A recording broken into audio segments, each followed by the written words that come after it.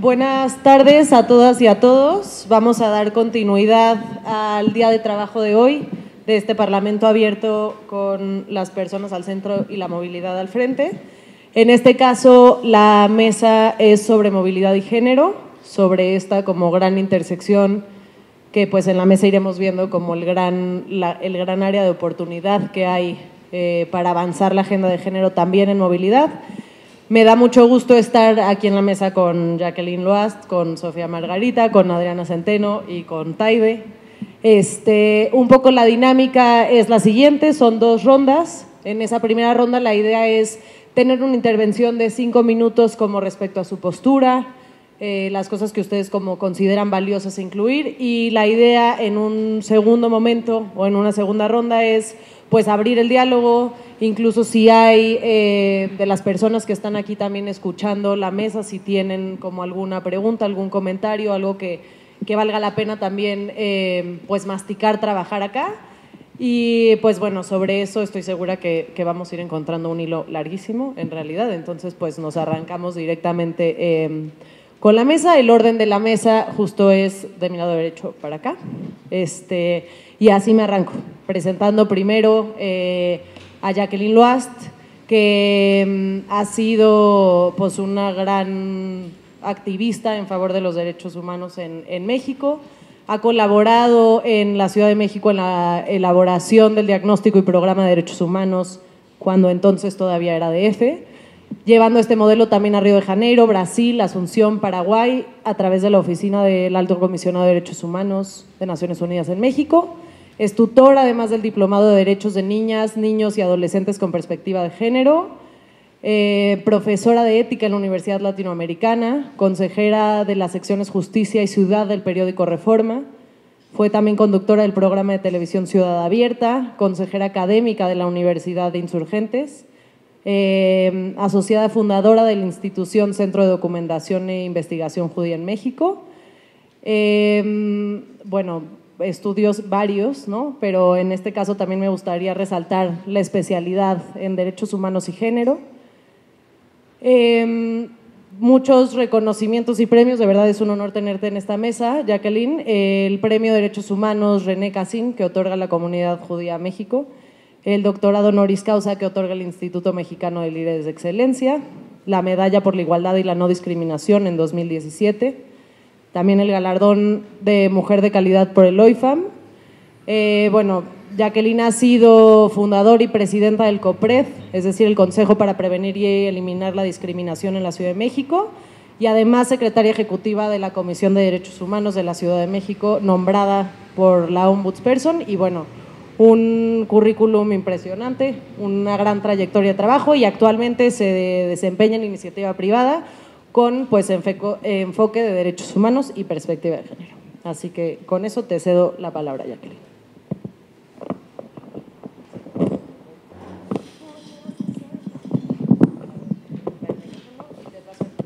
Ahí estoy. Ahí se oye, sí, ¿verdad? Muy bien. Pues muchas gracias por la invitación, muchas gracias por estar con estas mujeres en la mesa, muchas gracias por hablar de los temas. Cuando me invitaron, lo que más me resaltó en ese momento fue las personas al centro. Y claro, de repente imaginarme la movilidad al frente y las personas al centro, pues solamente puedes pensar en un tema de interseccionalidad, si no, no se entiende, no se entiende cómo puedes estar en el centro y moviéndote. Y cuando hablamos de género, sé que no lo tengo que explicar con las compañeras que están acá en la mesa, pero sí para quienes nos ven, género no es, no estamos hablando necesariamente de mujeres. A mí me parece que esa es una parte muy importante, ¿no? Si lo reducimos a su mínima expresión, estamos hablando de género dual, ¿no? Entre hombres y mujeres, aunque hoy por hoy sabemos que el género es mucho más que eso, pero digamos, permítanme para el ejercicio de ahorita hablar solamente de una mirada masculina y femenina, cual aquella que sea su identidad, ¿no? Entonces, la interseccionalidad se convierte en algo fundamental. tenemos que hablar de movilidad de personas con discapacidad. Tenemos que hablar entonces de esas personas al centro, de mujeres afro, de mujeres indígenas, de mujeres trans, de mujeres lesbianas, de mujeres bisexuales, es decir, todo este concepto amplio, focalizado principalmente en el tema de mujeres. Y de ahí es que yo me quiero ubicar esa movilidad, pero en el espacio laboral. ¿Qué significa y qué implica? Y la verdad es que la movilidad de las mujeres en el espacio laboral es tan importante que de ahí dependerá mucho su posibilidad de ir creciendo laboralmente. ¿Por qué?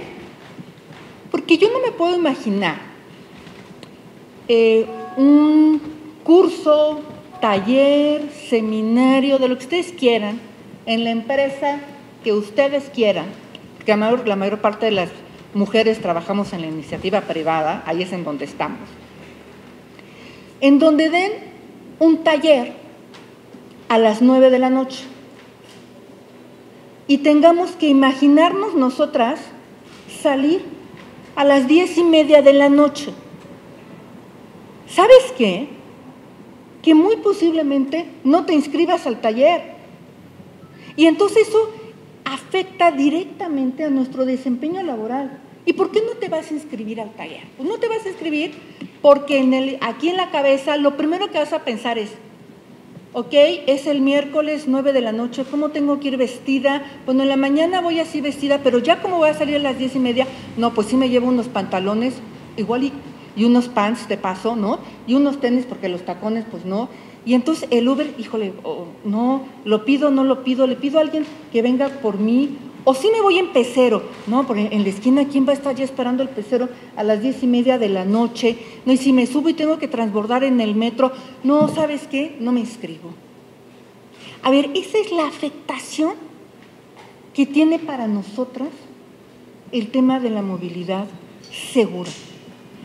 Y entonces algunos datos que estuve recabando, perdón, es que lo voy a poner en amarillo porque como es naranja y rosa ya no le veía. Algunos datos que estuve recabando del último informe de seguridad son verdaderamente muy fuertes, porque ¿en dónde tenemos las mujeres miedo? Que es lo que dice esta última encuesta de percepción. Tenemos miedo cuando vamos al cajero, cuando nos subimos al transporte público, en las calles, en los centros comerciales, en el automóvil, en el trabajo, en la escuela, en la casa, en todos lados. Es decir, el miedo se ha convertido para nosotras en una forma de vida. Y esto es muy fuerte. O sea, que el miedo sea el que nos diga, ¿no? Sí, voy al cajero ahorita o voy al rato, ¿no? Que el miedo dirija mi vida. Y cuando hablo de entonces, de cómo me muevo, pues me doy cuenta, sé que es obvio lo que voy a decir, bueno, pues nos tenemos que mover. Y también me gustaría tomar en estos últimos minutos que me quedan, hablar del gran estigma que hay de cómo nos movemos las mujeres, ¿no? ¿Saben que las mujeres casi no nos movemos en motocicleta? Que la mayor parte de los que se mueven en motocicleta son hombres. ¿Por qué? ¿Por qué las mujeres no compramos una moto? ¿No? Más allá de los términos de seguridad, esa es una legislación, es otra cosa, pero que hay un gran prejuicio y algo, un gran estigma de cómo nos tenemos que mover nosotras, ¿no? Y claro, también cruza por un tema de ingresos, porque es más fácil que nos compremos una moto a que nos compremos un coche. Y entonces, cuando hablamos de ponerle a las personas al centro, pues también estamos hablando de todo este tema de recursos económicos que nos van a permitir cómo movernos. Y si a eso le sumas el tema de cuidados, que entonces no solamente es que pienses cómo me voy a ir yo a la chamba en la mañana, sino cómo voy a dejar a la crianza, ¿no? Y ojalá tenga la fortuna de tenerlos o de tenerles en la misma escuela. Pero quienes hemos sido madre por lo menos de dos, que es mi caso, pues correrle para un lado y correrle para el otro. Otra vez, ese tema de interseccionalidad que también cruza por el tema de los cuidados. Sé que se ha hablado mucho de eso, sé que es una preocupación, pero tenemos que ir levantando. Y ahora me viene esta imagen y la quiero como dejar acá, de lo difícil que es para las mujeres movernos cuando tenemos hijos pequeños. Y cada vez que veamos a una mujer embarazada o cargando un bebé en el transporte público, pensemos en verdad de la gran importancia que significa, ¿no?, las personas en el centro y la movilidad al frente, porque de que es difícil, es muy, muy difícil. Pues yo le dejaría por aquí en esta primera intervención. Muchas gracias.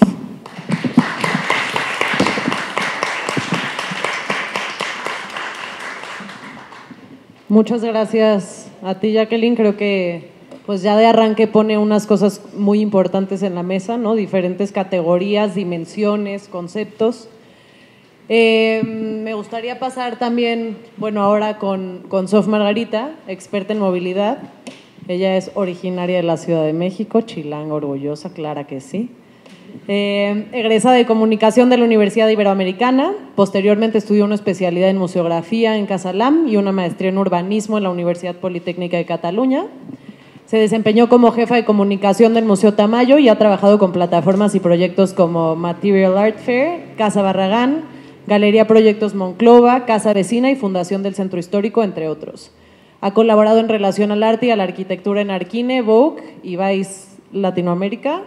En 2021 curó su primera muestra sobre la vida y obra de Juan O'Gorman, llamada O'Gorman, de 1905 a 1982, para la Casa de Cultura de Azcapotzalco, en donde hoy se encuentra el mural más antiguo del artista, vayan a verlo. Y actualmente Sofía trabaja temas de urbanismo y ciudad como jefa de asesores en la Comisión de Movilidad de la Cámara de Diputados. Te paso la palabra, Sof. Gracias. Creo que te mandé una semblanza muy ogormaniana, pero bueno, está bien, está bien. Pues bueno, me encanta porque voy a agarrar el hilo donde lo dejó Jacqueline, particularmente como reforzando esta idea de que desafortunadamente la movilidad exhibe la profunda diferencia en la que vivimos, y no solo la socioeconómica o aquella que pues digamos exacerba los dejos de racismo, etcétera, que tenemos, sino también aquella que hace que las mujeres, y las mujeres entendidas en toda su diversidad, tengan que encargarse de las tareas de cuidados, o no tengamos autonomía sobre nuestras cuerpos, o justamente vivamos en un universo que nos hace sentir constantemente inseguras. A mí me gustaría entrar como muy puntualmente al tema de la ley de la ley local de movilidad, para que las cuatro en ese sentido como tengamos el mismo contexto, y decirles lo siguiente: la ley general, la ley de movilidad de la CDMX no tiene un solo artículo, uno solo, que tenga temas de perspectiva de género, nada. Ni movilidad de las mujeres, ni movilidad del cuidado. Ojalá en un futuro, y haciendo esta acotación para ahora, ojalá en un futuro tengamos una movilidad del cuidado que se llame así, y que no responda a género, pero actualmente pues la realidad es que las mujeres somos quienes ejecutamos la gran mayoría de los cuidados. Entonces me voy a dar el lujo, digamos, de meter la movilidad del cuidado en la tanda del género, siempre diciendo que ojalá trabajemos hacia un futuro en donde la movilidad del cuidado se reparta de manera mucho más equitativa entre todas las personas.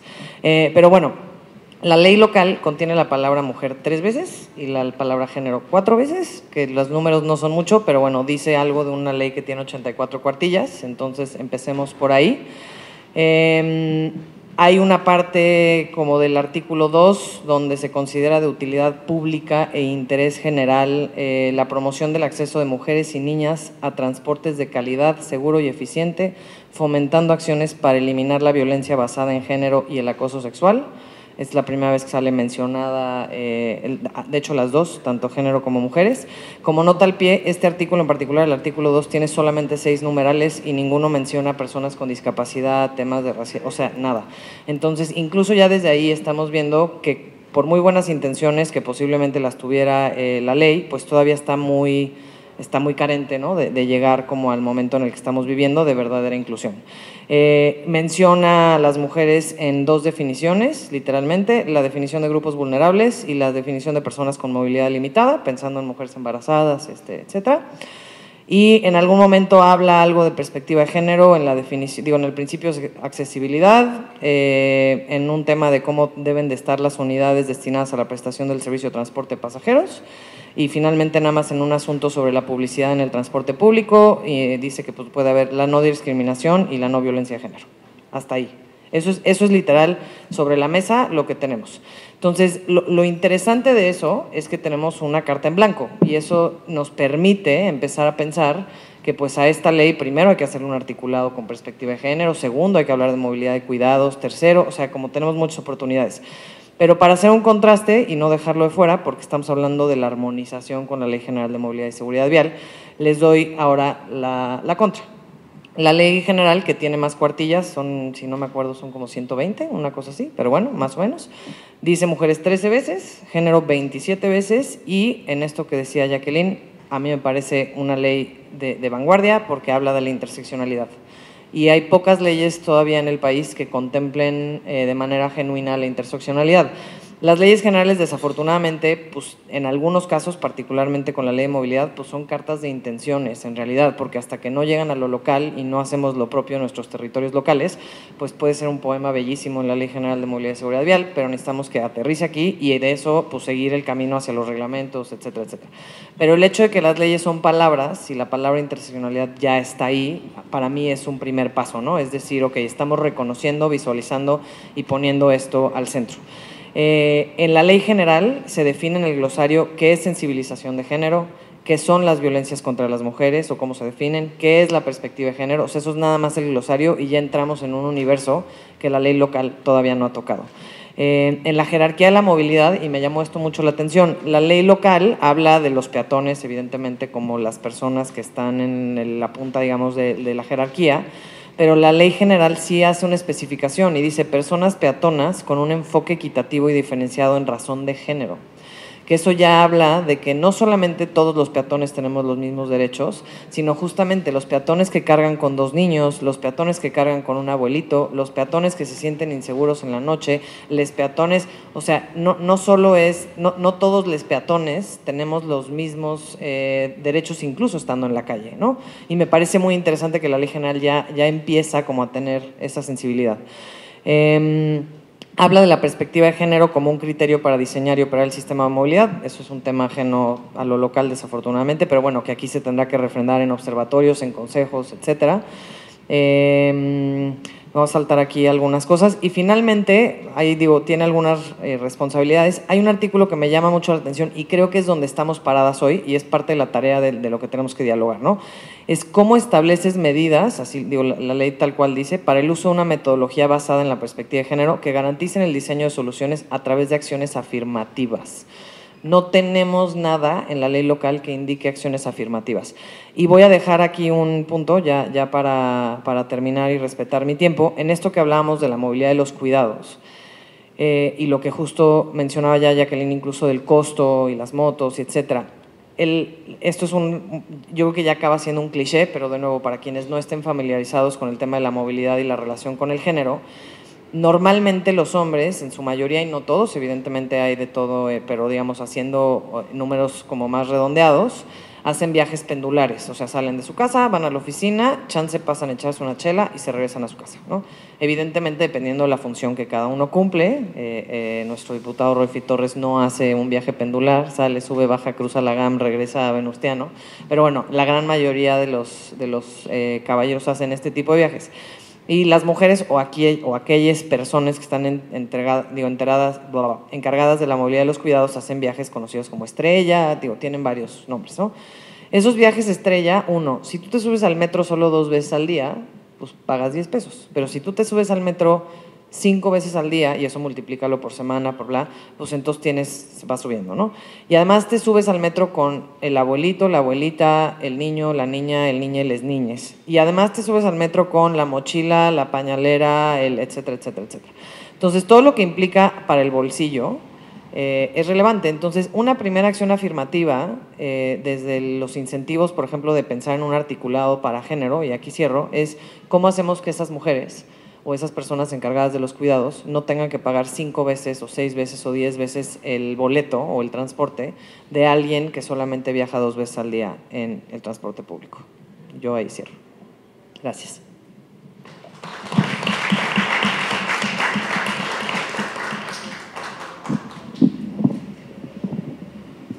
Muchas gracias, Sof.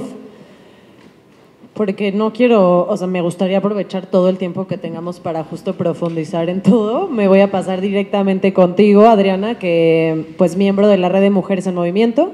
Adriana es licenciada en Ciencias Políticas por el TEC de Monterrey, Campus Ciudad de México, y maestra en Sociología Política por la London School. Asimismo, cuenta con estudios en políticas públicas y evaluación por el CIDE. Actualmente es consultora en movilidad y urbanismo sostenible con perspectiva de género y es integrante de la mesa directiva de Women in Motion México. Recientemente se desempeñó como directora de movilidad de la Alcaldía Miguel Hidalgo, en donde impulsó proyectos de movilidad activa con perspectiva de género, y anteriormente fue directora general de la Asociación Mobility as a Service for Latin America, representando a 19 empresas y plataformas de movilidad, y se ha desempeñado como asesor en el Senado de la República. Además, es una activista ciudadana que ha impulsado proyectos de desarrollo urbano sostenible. Adelante, Adriana, muchas gracias. Muchísimas gracias. ¿Sí? Bueno, pues yo primero reconocer muchísimo los puntos que me antecedieron, porque creo que los retomaré en la presentación. Adelante, por favor. Y bueno, justamente quería partir del diagnóstico. Efectivamente, quizás sea muy simplista hacer esta dicotomía de los viajes masculinos y femeninos o mujeres-hombres. Efectivamente, como lo decía Jacqueline, va mucho más allá de eso, pero sí, los estudios lo que sí revelan es que las movilidades de las mujeres y de los hombres son sustancialmente diferentes, ¿no? Y era lo que comentaba también Sofía ahorita. Una de las características efectivamente es que no son viajes pendulares, sino son poligonales, en zigzag, son viajes más cortos, son más viajes a lo largo del día, son viajes heterogéneos porque vamos a dejar a los niños, porque vamos al súper, porque regresamos, porque vamos a la casa. Son viajes encadenados, muy importante, y multimodales. Nuestros viajes mayoritariamente son dentro de la misma entidad y no entre municipios, como en el caso de los hombres. Y aquí es súper importante decir, o sea, esta gráfica es pues abrumadora. Los propósitos de viaje de las mujeres, 35% son movilidades de cuidados y laborales 33%. Entonces, también decir que, bueno, pues las mujeres están ahí relegadas en las tareas reproductivas, pues no, es el segundo propósito más importante, el tema laboral. Entonces, si podemos seguir, por favor. Entonces, bueno, digamos, esta imagen refleja mucho de lo que significa la movilidad de las mujeres. Los hombres en general van y vienen, salvo que se les atraviese un barecillo por ahí, ¿verdad? U otra cosa. Pero efectivamente, además, hay una diversidad, digamos, dentro de las propias mujeres, las que pues tienen hijos, las que no tienen hijos, las que cuidan a una persona de la tercera edad, con alguna discapacidad, etcétera, ¿no? Entonces, efectivamente, pues es un mundo muy distinto y hay que atenderlo desde esa diversidad y desde esa diferencia. Adelante, por favor. Otros datos muy importantes, somos mucho más sustentables en nuestra movilidad. Las mujeres usamos mucho más el transporte público y caminamos mucho más, ¿no? 34%, 34%, o sea, ese es digamos, el reparto. Usamos más el taxi, esto tiene que ver también con condiciones de seguridad, ¿no? 7% versus el 4% de los hombres.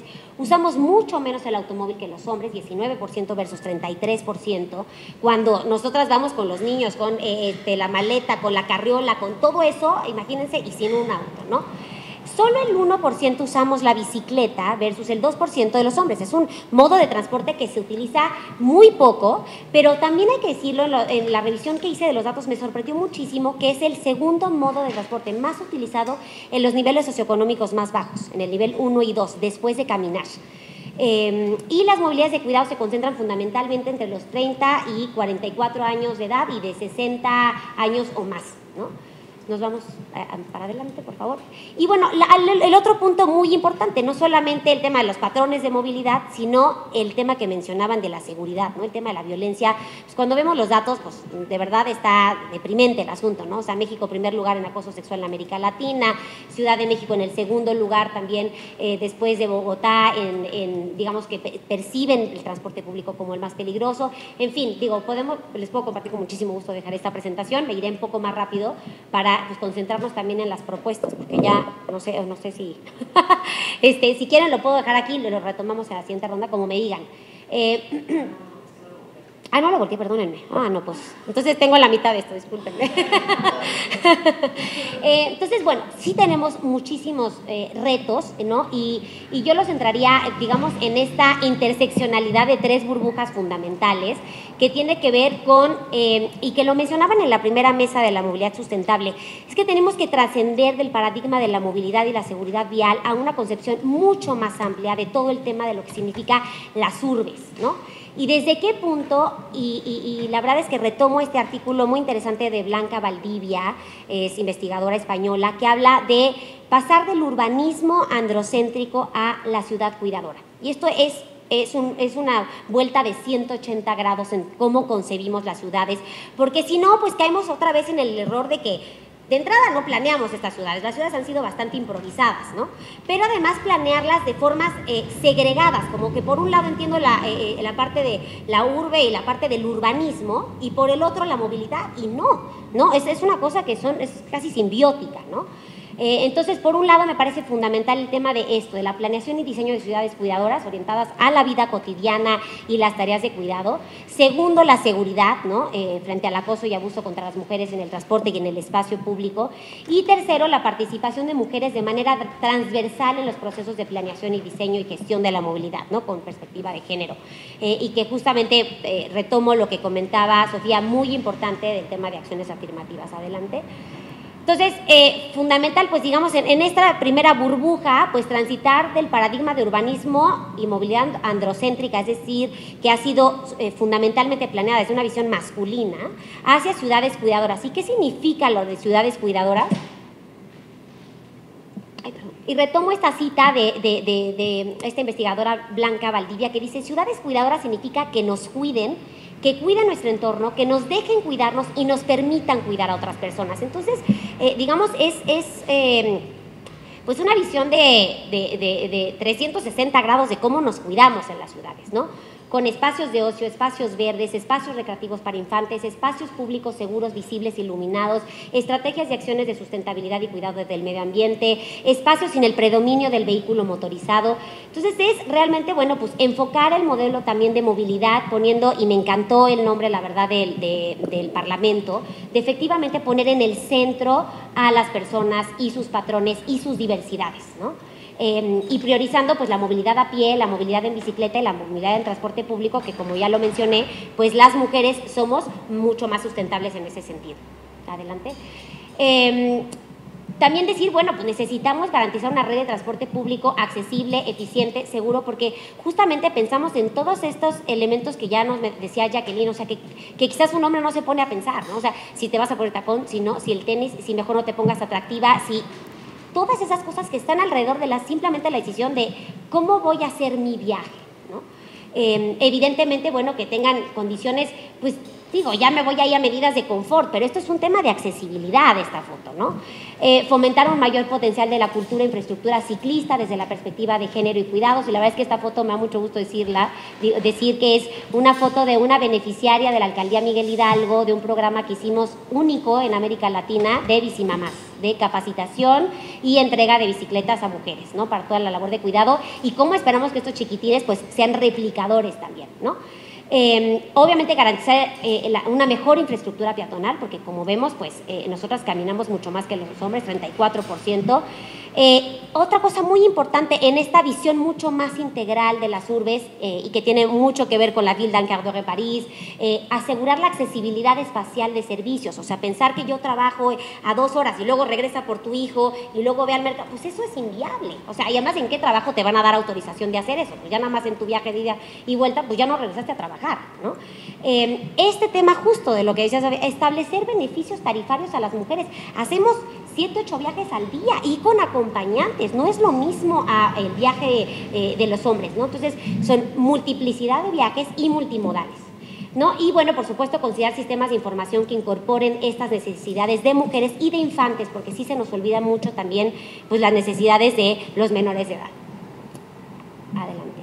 En la parte de seguridad, yo retomo ahí unos 6 principios de una guía de movilidad cotidiana, 6 que son, me parece, fundamentales: vitales, espacios vitales, vigilados y cuidados, equipados, señalizados, visibles y comunitarios. Si quieren nos vamos adelante, ya para terminar. Y este tema de la planificación, diseño y gestión de la movilidad con perspectiva de género, y que tiene que ser una visión transversal en toda la cadena, ¿no? Y en los procesos de planeación, diseño y gestión de la movilidad, del transporte y del urbanismo a través de acciones afirmativas, ¿no? Y la participación activa de las mujeres en consejos de movilidad, también como lo mencionaba Sofía, y bueno, pues obviamente contar con estudios y sistemas de información desagregados, con indicadores, y que pues podamos estar revisando, monitoreándolos y evaluándolos pues continuamente. Creo que eso es todo. Adelante. Muchas gracias.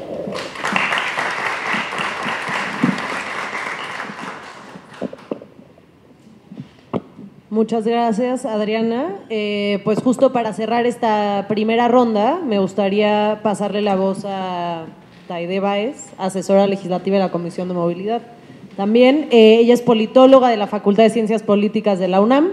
Se ha desempeñado en áreas de movilidad y sustentabilidad urbana, desde el ámbito académico como investigadora de ciencias sociales del equipo de innovación tecnológico del Centro de Ciencias de la Complejidad de la UNAM, y en conceptualización de los proyectos del Puma Móvil, el Buzón Preventivo y Solidaridad UNAM.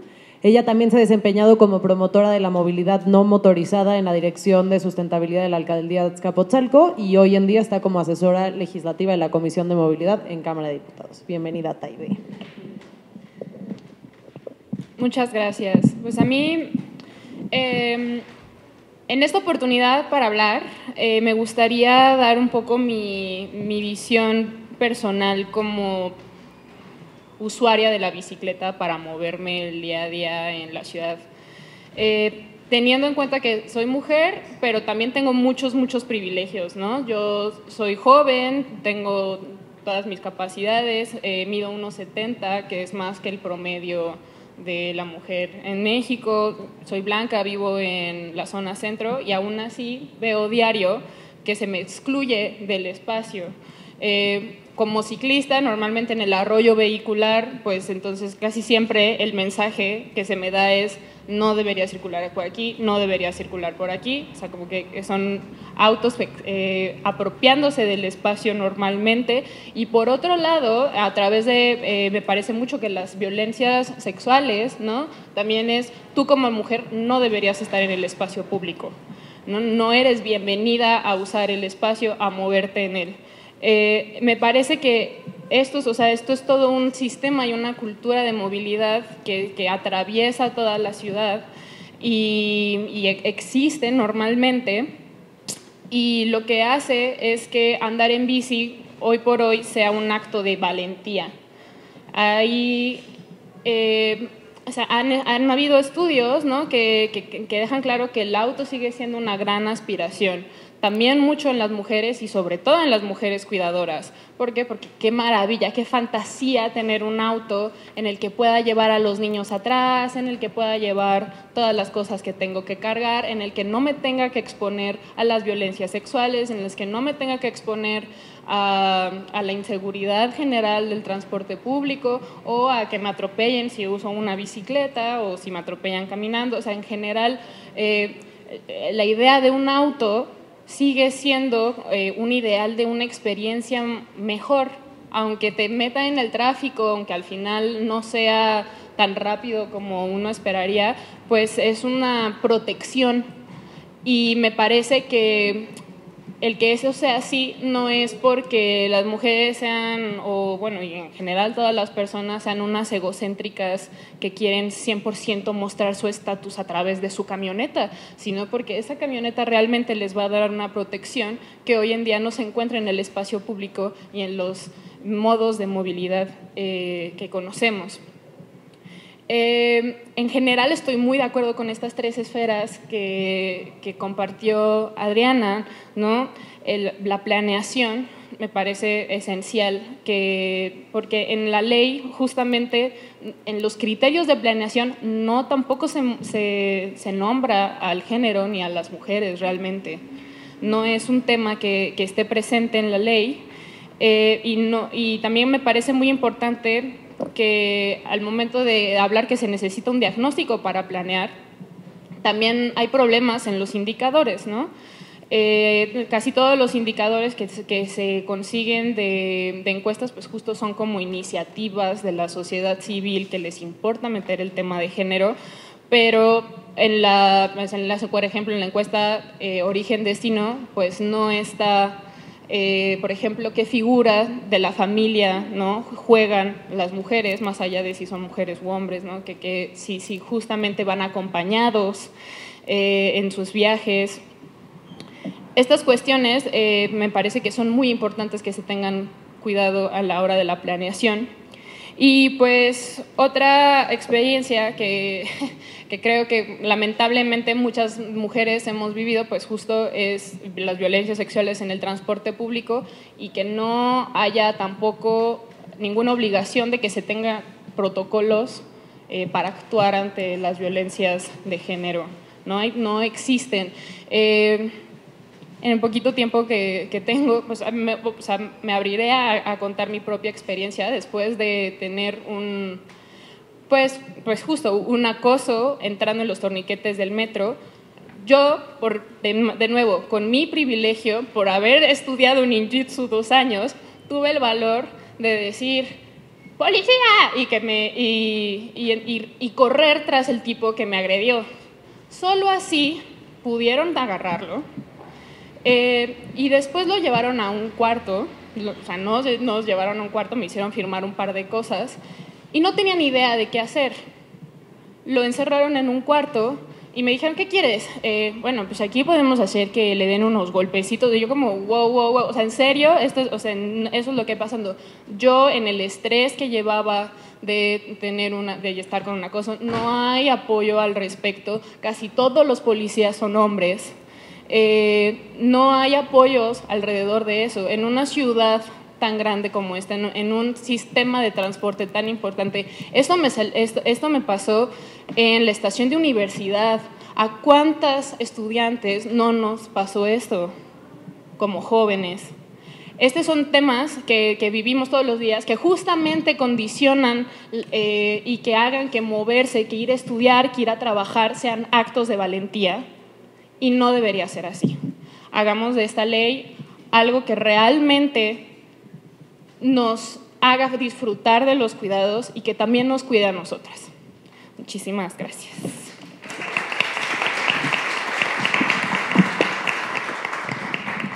Gracias, Taide. Pues creo que en esta primera ronda sí se ponen sobre la mesa y quedan en evidencia justo muchos de estos puntos o sobre todo también muchos de los puntos en donde género y movilidad interseccionan, ¿no? No es únicamente un tema de incluir en la ley, como decía al inicio Sofía Margarita, ¿no? Pues como de incluir perspectiva de género como una consideración para tomar en cuenta, ¿no? Una de las grandes cosas que propone esta ley es ponerlo como un principio, o la ley general, poner la perspectiva de género como un principio que, pues sí, desde donde tendríamos que pensar la movilidad, ¿no? La perspectiva de género no viene después, viene antes. Y en ese sentido también decir, pues la movilidad de cuidados no beneficia exclusivamente a las mujeres, ¿no? No es una movilidad por las mujeres. O sea, al final los trabajos de cuidados son estas tareas que se hacen todos los días para que la vida se pueda reproducir como de formas más armoniosas, más integrales, más horizontales. Y bueno, en ese sentido también abrir, pues el espacio para esta segunda ronda, que creo que todas incluso se quedaron como con minutos cortos en esa primera ronda. Entonces, igual vuelvo a pasar el relojito, Jacqueline. Bueno, la segunda ya no hay reloj. Bueno, sí, o sea, ya cada quien. Como al diálogo libre, incluso acá. Es que en esta segunda ya no haya orden, o sea, ya más bien quien quiera ir tomando. E incluso pues abrir también la invitación a que si alguna, aquí también veo algunas compañeras ciclistas, si quieren también como agregar alguna pregunta, alguna cosa a la mesa, pues también con esa apertura. La idea es justo tener pues un diálogo abierto que incluya las voces en el espacio. Ya sé que no vamos por orden, pero…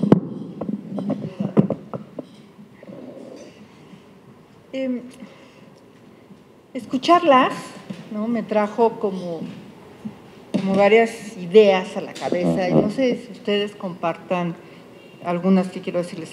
Primero es, siento que se ha sobrelegislado, o no sobrelegislado, siento que se ha manoseado de más, ¿no?, y viene muy al caso por todo el tema del acoso sexual, pero creo que lo trae, el término de acciones afirmativas.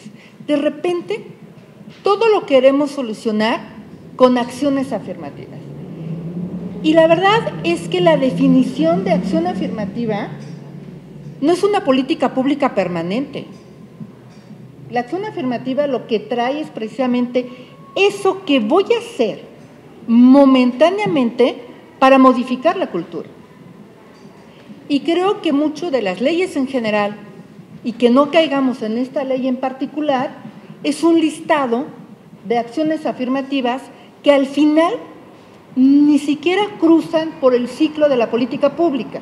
Es decir, se quedan ahí los camiones de uso exclusivo de mujeres, que recordarán que se hizo hace dos sexenios, ¿no?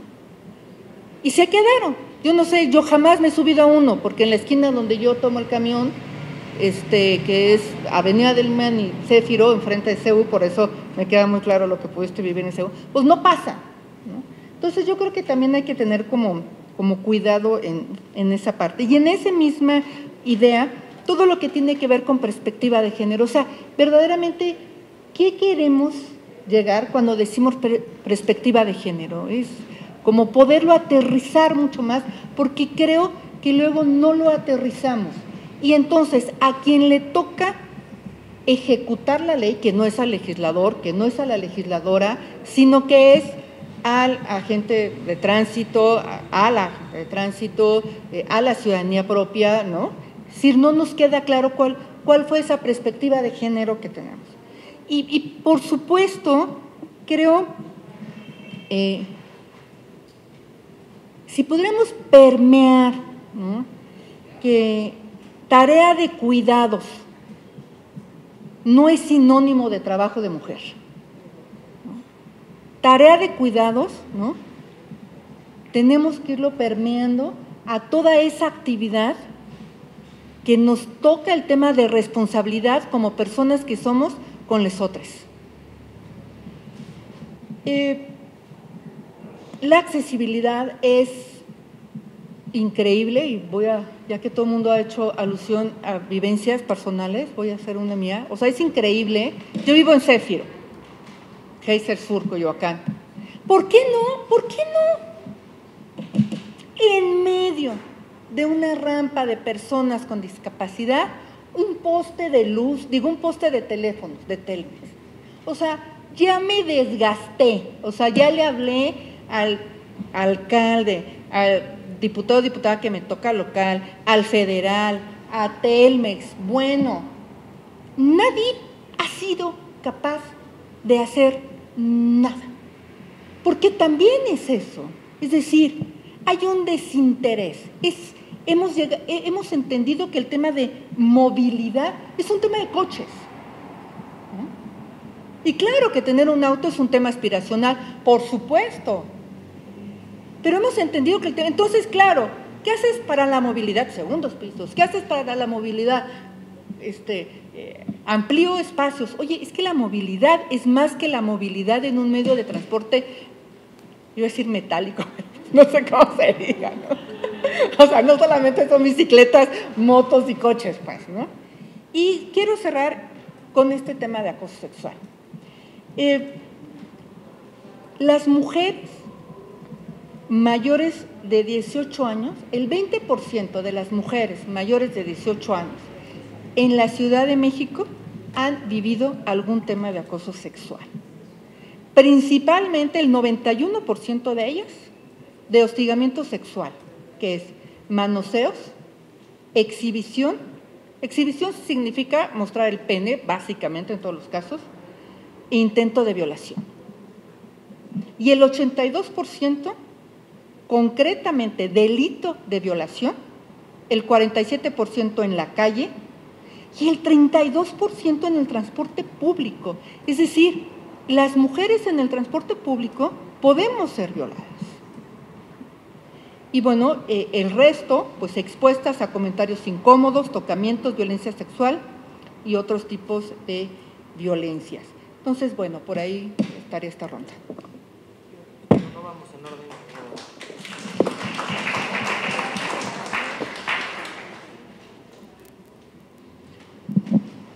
A ver, yo tomaría ahí dos cosas. La primera es, o sea, creo que no nos detengamos mucho en eso hoy, pero definir perspectiva de género pues es básicamente que no contemplamos el habitar de los otros o todos los géneros en nuestra forma de hacer ciudad, en todos los tenores, seguridad, movilidad, etcétera, ¿no? Y creo que, y de nuevo, yo creo que el día de hoy, particularmente porque estamos hablando de leyes y la idea es hablar de la Ley de Movilidad de la Ciudad de México, las palabras sí son relevantes y los términos tienen que estar ahí. Yo coincido contigo que las acciones afirmativas se pueden hacer acotadas, o más bien pueden quedar cortas.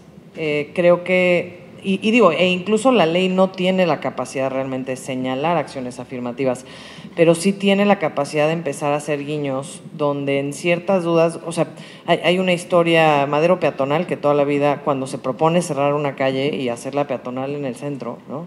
Pues todos los comerciantes pegaron el grito en el cielo. Y lo que se hizo fue paulatinamente cerrar un sábado, cerrar un domingo, cerrar un sábado y un domingo, hasta que efectivamente un día pues se comprobó, ¿no?, que esto era efectivo. Claro, es distinto, pero creo que la acción afirmativa ahorita en una ciudad donde estamos todavía muy incipientes en nuestras políticas de género, necesitamos hacer esos ejercicios para que la gente realmente diga, ah, ok, sí jala, ¿no? O sea, sí funciona, sí. Y digo, de nuevo, me fui por esa tangente porque creo que la ley no tiene mucha capacidad como de caminar hacia allá, pero sí puede empezar a sembrar ciertas semillas, ¿no? Yo diría ahorita escuchando, como me queda claro primero que justo como hablábamos de un canvas en blanco y que pues aquí podemos agarrar y salir de esta mesa diciendo aquí hay 8 primeros pasos que revisar como en posibilidad. Las tarifas prioritarias, hablando de una ciudad cuidadora, creo que es un primer gran paso. Retomo esto que decía Taide, que me parece, o sea, lo dijiste y se me prendió el foco así como, claro, es que no hay protocolos y debería de ser ley, o sea, que el transporte público tenga protocolos para actuar en casos de violencia de género, o sea, de discriminación, en fin, de otras cosas, pero no puede nada más haber porque la ley indica que hay que tener capacitaciones y que el personal que maneja el transporte público, etcétera, pero no dice en ningún lugar que tiene que haber un protocolo para actuar en casos de violencia de género. Y eso debería de ser básico, o sea, el personal tendría que estar capacitado. La gran mayoría, y nos estamos concentrando un poco en el metro, pero bueno, esto aplica a todos lados, pero la gran mayoría, por ejemplo, pues de las personas que están en las taquillas del metro son mujeres. Y en algún momento hemos tenido acercamientos platicando con ellas, etcétera, y por ejemplo, ni siquiera ellas realmente tienen conocimiento en su, o sea, y ellas se exponen, digamos, a la vida del metro todos los días, en una pues actividad mucho más constante que probablemente todos los presentes así lo usemos diario, y tampoco ahí hay un protocolo de género, ¿no? Entonces, yo cerraría esto como empezando yo me gusta hacer listas, entonces como en eso, decir, de menos creo que esas dos cosas ya son una primera conclusión muy clara, ¿no? O sea, cómo incentivamos una ciudad cuidadora a través de este tipo, como digo, no sé qué otras cosas podemos explorar, a través de estas tarifas, etcétera, y dos, el protocolo de respuesta a violencia de género 100%.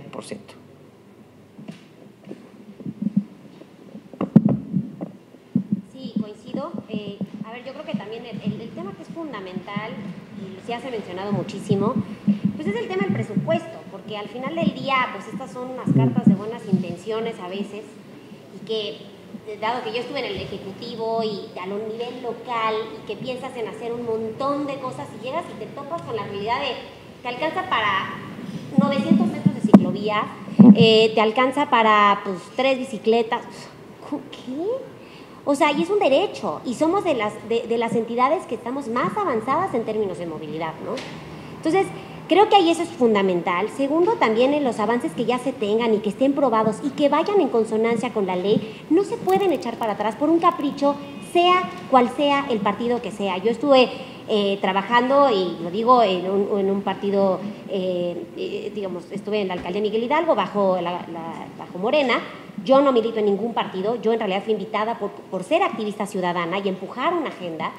Y la verdad me parece terriblemente lamentable que justamente una calle de 300 metros no fueron capaces de salvarla para que fuera peatonal. Una calle de 300 metros, por Dios santo. ¿Por qué?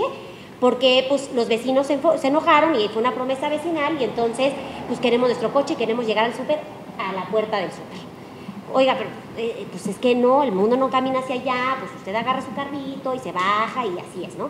Pues no importó y lo retiraron, ¿no? Programas los que habíamos avanzado, que era para que ya se quedara, y la verdad sí, debo decir que me siento orgullosa porque para mí fue un bebé, fue mi bebé, y yo me muevo en bicicleta con mi hijo, y era, quiero empujar este proyecto que no existe en América Latina, una capacitación, porque no nada más era entregarle la bicicleta a las mamás, era capacitarlas, sensibilizarlas y después darles la bicicleta, y no saben las caritas de los niños, o sea, felices de decir, me voy a mover en bicicleta con mi mamá, porque además debemos de reconocer que como mujeres y como mamás somos replicadoras de mensaje en nuestras familias. Entonces, no es una mujer nada más que anda en bicicleta, es las olas, las resonancias que yo voy a generar en ese ente fundamental de la sociedad que es la familia, ¿no? Entonces, la verdad es que, por un lado, el tema presupuestal, y por otro lado, es cómo me amparo, ¿no? O lo que ha pasado en San Luis Potosí de, pues llega un alcalde que no me gustó y entonces ahora tumbo los árboles y deshago una ciclovía. Es que, perdóname, no lo puedes hacer porque es mi derecho. Y tercero, bueno, todo el proceso, por supuesto, de sensibilización y evangelización, yo diría, porque era cada calle que hacíamos era, pero es que el coche y... Oiga, pero pues es que las calles son democráticas, pues es que si usted tiene un cachito para el coche, pues a mí también deme chance de moverme en bicicleta de forma más segura. No, pero pues es que 2% se mueven en bicicleta, ¿no? Entonces te arrojan el porcentaje. Claro, se seguirán moviendo 1% y 2% porque no es seguro, ¿no? Y creo que vale muchísimo también la pena, y hablaba con Víctor Alvarado, de revisar ese estudio que están haciendo del poder del consumidor, de entender las causas de por qué las mujeres no se suben a la bicicleta más allá de... Digamos, está muy probado que en la medida en la que haya más infraestructura ciclista, las mujeres se suben más. Eso es una realidad. Pero, digamos, en un estudio que estuvieron haciendo, 15% de mujeres que utilizan la ciclovía de Insurgentes versus 85% de los hombres, ¿cuáles son las razones, no? Y hay que escarbarle mucho, pero hay cosas tan sencillas como, pues, no nada más son ciclovías, son redes de biciestacionamientos. Lo primero que yo pienso, por ejemplo, cuando me muevo en bicicleta y llevo a mi hijo es, ok, pero ¿dónde voy a dejar la bici? ¿Y si me la roban? Y, o sea... No puede ser. Y los pocos biciestacionamientos que coloqué en Polanquito, ya se los robaron, ya los quitaron. Los que puse en la alcaldía, ya los quitaron. ¿Por qué? O sea, ¿por qué vamos de retroceso independientemente del color que sea? Entonces, creo que desde la ley sí debe de haber candados clarísimos y consecuencias muy claras, independientemente del partido que gobierne, tú no puedes echar para atrás derechos que ya se adquirieron. E infraestructura que ya se adquirió.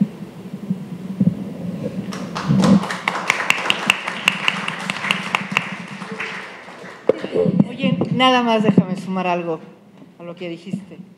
Alguna vez escuché una frase y me gustó mucho que decía, siembra infraestructura y cosecharás bicicletas. 100%. Y bicimamis, que son lo mejor. No, en serio es súper importante. Parte de la idea de la movilidad de los cuidados, en parte, pues es que también los mismos cuidados son móviles, ¿no? No es que... O sea, parte del viaje que se hace en el acompañamiento, sobre todo de las infancias, pues también ahí en el mismo viaje se va haciendo cuidado. Yo igual, desde que mi mamá me acompañara al kinder y me estaba enseñando, adiós árbol, adiós ventana, y me estaba enseñando a hablar, ¿no? Pues la fantasía que es viajar con tu mamá en una bicicleta, ¿no? El sentir el aire, el ver el aspecto diferente, no estar encerrado. Es una vivencia completamente diferente. En esta cifra que nos dan en la primera mesa, la de sustentabilidad, en que el 50% de los viajes son de menos de 8 kilómetros, por supuesto que podrían haber muchísimas bicimamis, muchísimas, y podría ser muy, muy divertido hacer esos viajes, porque no es tiempo muerto. Es un momento en el que te puedes ejercitar, le puedes enseñar las palabras a tu hijo, lo puedes limpiar, lo puedes alimentar. Hay muchísimas cosas que se hacen a través de esta interacción con el espacio. Y hay que fomentarlo de una manera sustentable. Creo que también a mí me gustaría, pues al menos explorarlo a través de la ley, como la idea de los pilotos, ¿no? De estos, los pilotos de proyectos, de infraestructura, de programas que puedan innovar al respecto, ¿no? Y porque, no sé, a mí me ha pasado mucho, sobre todo como ciclista, ¿no? Pero es decir, bueno, ¿y quién hizo esta ciclovía? ¿No? Tiene 40 centímetros de ancho, pasa por 40 coladeras en 40 metros, o sea, no sé cómo lo logran, pero se logra, pero el punto es, mira, hice una ciclovía, hice 1 kilómetro, bravo, ¿no? Por ejemplo, había escuchado también que en Xochimilco, a mí me pareció brillante, ¿no? Se hacen una serie de ciclovías que lleguen a un mega estacionamiento y de ahí, pues entonces hay un cambio de modalidad para cruzar la ciudad. Las ciclovías pues están pintadas nada más. Sobre ciclovías pintadas en una ciudad en la que, por ejemplo, no se necesita saberse el reglamento, no tuvo que haber ningún examen de pericia para obtener la licencia, pues no hay nada que te proteja alrededor. O sea, ahora la única protección que tienen los ciclistas y las ciclistas pues son los volardos, ¿no? Tiene que haber barreras físicas porque de manera abstracta pues no hay nada. Tampoco la policía de tránsito tiene la capacidad para sancionar de manera completa, ¿no? Entonces, estos candados que hay, bueno, estos pesos que podría haber para que sí se maneje bien, realmente solamente son las barreras físicas de infraestructura que hay. Entonces, me parecería importante como la idea de los pilotos alrededor de quiénes van a usar esto y cuál es su experiencia real al hacerlo. De alguna manera incentivar esta innovación, también crear centros de innovación a través de la ley me parecería interesante. Digo, justamente por la idea de hacer una ley ambiciosa, ¿no? Que realmente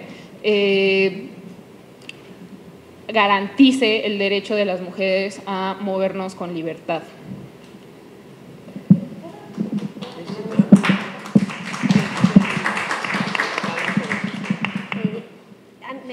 Me parece eso fundamental y es cierto que sin duda deben de existir ejercicios de pilotaje desde la perspectiva del usuario, porque a mí también me pasó mucho, yo no soy arquitecta, y entonces decían, pues, ¿qué hace una politóloga como directora de movilidad? Digo, pues el secretario de movilidad tampoco es arquitecto, pero además me tocaba dar justamente opiniones como, oigan, pero ya vieron que está el poste, o sea, cosas que a veces los arquitectos pues se olvidan, pues sí, pues camino, pues soy mamá, pues llevo la carriola, pues me muevo en bici, pues como cosas de sentido común que parece que no son tan sentido común, ¿no? Entonces, este tema de lo que mencionaban también en la mesa de sustentabilidad, los consejos asesores de movilidad, no, los consejos de movilidad, que la verdad orgullosamente yo sigo decir que en mi corto tiempo, en un año que estuve en la alcaldía, 2 veces sesionamos esos consejos y que participan academia, sociedad civil, autoridades de la Secretaría de Movilidad, otras áreas de la propia alcaldía, en fin, o sea, que sea un enfoque integral, que uno presenta sus proyectos y que la idea es poder recibir retroalimentación y que pueda haber un monitoreo, ¿no? Y haya un seguimiento. Entonces, me parece que eso no debe de ser optativo, debe de ser una obligación de todas las alcaldías de realizarlos 2 veces al año, ¿no? Eso yo lo dejaría puntualmente. Por otro lado, el tema de la multimodalidad, ¿no? O sea, este tema de mobility as a service, que es un concepto que viene de Finlandia y que es el Netflix de la movilidad, es yo escojo lo que yo quiero, como yo quiero y hago las combinaciones que quiero, ¿no? La tarjeta de movilidad integrada, pues creo que es un gran paso y hay que reconocer esos esfuerzos, pero me parece que también tiene que quedar muy claro cuáles son los incentivos, no solamente también para las mujeres, sino pensando en todos aquellos que hacen tareas de cuidado y que ojalá sean muchos más los hombres los que lo realicen. Pero que pensemos mucho más en todas estas combinaciones que se dan, ¿no? Entonces, la multimodalidad y el concepto de multimodalidad me parece fundamental que esté. El otro tema de los presupuestos, o sea, ante las limitaciones presupuestales, pues uno se tiene que poner súper creativo, ¿no? Y desde el Ejecutivo era como que pues jalo las macetas de allá del Hospital Español y luego, o sea, de verdad, era una cosa de ¿cómo hago que esta cosa suceda, no? O sea, o reciclo los confibicis que pues ya nos usaron para la otra ciclovía y entonces el emergente. Pero también creo que hay que dejar claro cómo le hacemos para colaborar con el sector privado, porque siempre tiene que venir de gobierno. Entonces, las asociaciones público-privadas, el tema de las mitigaciones es otro gran tema y que al final del día pues, se van en unas bolsas que tienen cero transparencia, cero rendición de cuentas y que se asignan pues, ¿no? Entre las mitigaciones y los sistemas de actuación por cooperación, que en el caso, por ejemplo, de las granadas, que yo vivo en las granadas, ha sido, o sea, la caja negra, ¿no? Y ahora resulta que más del 50% lo van a asignar a movilidad, lo cual me gusta mucho, pero también tienes que preguntarle a los que viven ahí y que esos desarrollos, digamos, entregaron esos recursos para mitigar en la zona. Pues oye, pues qué padre, pero pues se lo mandas a toda la ciudad, pues necesitas mitigarme esos impactos en esa zona, ¿no? Entonces, ahí es donde entra todo el tema de la concepción integral de urbanismo, ¿no? No solamente movilidad y urbanismo, sino cómo le hago para que se complementen y que le demos un puntual seguimiento a cómo se ejercen también esas mitigaciones, ¿no? Eso sería. Yo ahí agregaría algo, y a ver, me interesa mucho, es difícil a veces quedarnos en género, ¿no? Porque el género cubre, además es que el derecho al final que está cubierto para unos está cubierto, o sea, como que se amplía. Y esto sí es un punto que creo que cubre para todos, pero también creo que la ley debería de contener temas de desarrollo en torno a la movilidad, de los cuales no hablamos mucho, que es un poco esto último que estás diciendo. O sea, no hay mejor viaje que el que no se hace, en este ya cliché de los que hacemos cosas de movilidad, pero es una realidad y la ley tampoco toca y tampoco se mete con pensar, o sea, habla de ahora los estudios de impacto, que ahí yo no estoy tan segura qué tanto se están haciendo y cómo, pero no habla, por ejemplo, en esos estudios de impacto, si yo mañana hago una megatorre otra vez en X, ¿no? Y concentro de nuevo a la fuerza laboral en esta 21ª zona, el caso de Santa Fe, el caso de, Reforma ahora tuvo su momento en el que se quedó medio sola y ha vuelto como a volverse un centro. Seguramente ahora con el caso de Mítica, pues algo similar empezará a suceder en el sur. Entonces, no hay desarrollo real en torno a la movilidad, porque todos tenemos que hacer unos viajes milenarios para llegar de punto A a punto B, y a eso, ya bien lo decía Adriana, súmale que tienes que regresar después a hacer no sé cuántas 21 tareas de la familia, los hijos, la escuela, incluso propias, la tintorería, las mascotas, o sea, todos tenemos una vida en casa que desafortunadamente hasta el día de hoy mucho ha sido el hecho de que las mujeres han sido quienes han facilitado que esa vida en casa permita que alguien que tiene que recorrer 2 horas a la oficina no tenga que regresar. Pero la movilidad, o sea, el desarrollo en torno a la movilidad tiene que pensarse también desde ahí, o sea, tenemos que pensar en criterios que permitan que haya zonas mucho mejor distribuidas y no tengamos que siempre, porque al final del día la Ciudad de México, a ver, esto es un problema que no vamos a resolver con esta ley, pero que tenemos que de menos sentar semillas y pensar que estamos, o sea, es la historia de la centralización, ¿no? O sea, una ciudad que en su momento con el sexenio de Ebrard, de Ebrard, cubrió la zona centro de la ciudad de maneras eficientes, ecobicis, bueno, todo el desarrollo de las nuevas líneas de Metrobús, etcétera.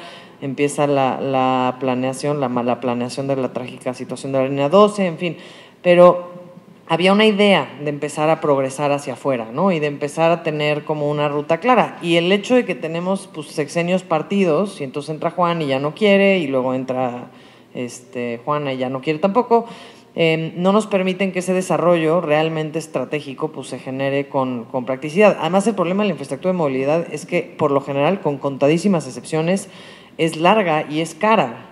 O sea, no resuelves, con algunas excepciones, o sea, pero en general no resuelves problemas masivos a corto plazo. O sea, empiezas como a trabajar por sectores, incluso pensando en desarrollo de banquetas, en implementación de calles completas, etcétera. Entonces, bueno, eso, o sea, también creo que el desarrollo en torno a la movilidad tiene que ser un tema, y tiene que ser un tema central, pensando en el derecho de todas las personas a tener cerca de su entorno laboral, pues su vida de familia, su vida de ocio, su vida de salud, etcétera, ¿no? Sí, y además digo, ¿cómo logras entender esta parte del territorio, ¿no? Es decir, no todas las zonas tienen las mismas necesidades de movilidad, ¿no? Pero todas las personas que están ahí necesitan moverse. Y yo siempre pienso, una trabajadora del hogar que va a cualquier calle de Santa Fe que estén pensando ustedes ahorita, ¿cómo llega? Entonces yo creo que también, no sé si le estamos pidiendo mucho a la ley, pero bueno, es cómo hacer ese análisis, o sea, cómo quienes están al frente, quienes son responsables de su territorio, de su alcaldía, de su espacio, cómo pensar esa modalidad también en función no solamente de quienes viven ahí, sino de quienes la transitan. Me parece que muchas veces eso se olvida, ¿no? Es decir, si es una zona con recursos económicos, es una colonia con recursos económicos, ¿no? Pues difícilmente va a poder pasar un pecero por ahí, muy difícilmente va a poder pasar, ¿no? O si te vas a Iztapalapa, ¿no? Muy difícilmente vas a encontrar infraestructura para bicicletas, ¿no? Claro, si te vas a la Condesa, te vas a la Roma, lo que decíamos, entonces sí. Entonces yo creo que sí ha habido una discriminación en el pensamiento de la movilidad. Entonces tenemos que reconocer los contextos, tenemos que conocer esos entornos y sobre todo pensar en eso, ¿no? ¿Cómo garantizamos la inclusión de todos y que nadie sufra discriminación de movilidad?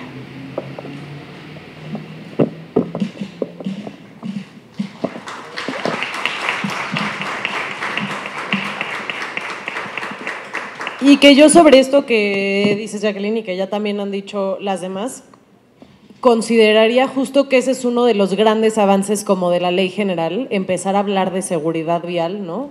Empezar a pensar la movilidad no solo a partir de que los coches tengan las calles para moverse y los coches puedan reducir la velocidad y, ¿no? O sea, como poniendo estos como objetos metálicos, ¿no? Que llamabas al inicio como una prioridad, sino a las personas, en ese sentido.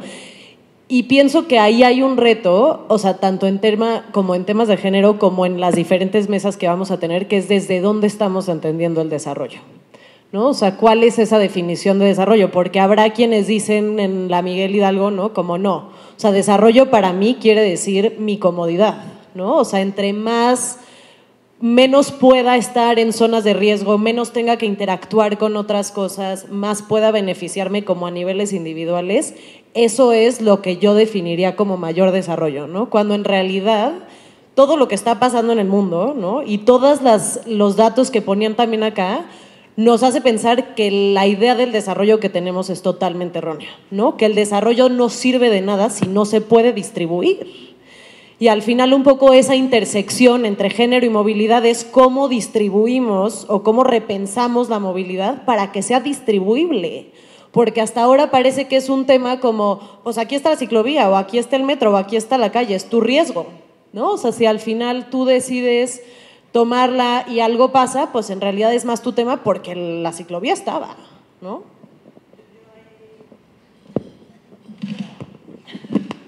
Yo ahí diría dos cosas. Quienes hemos tenido, y yo aquí me incluyo, pues el privilegio y la enorme lección de la vida de bajarnos del coche. Yo en algún momento fui cochista y iba todos los días del sur de la ciudad a Santa Fe.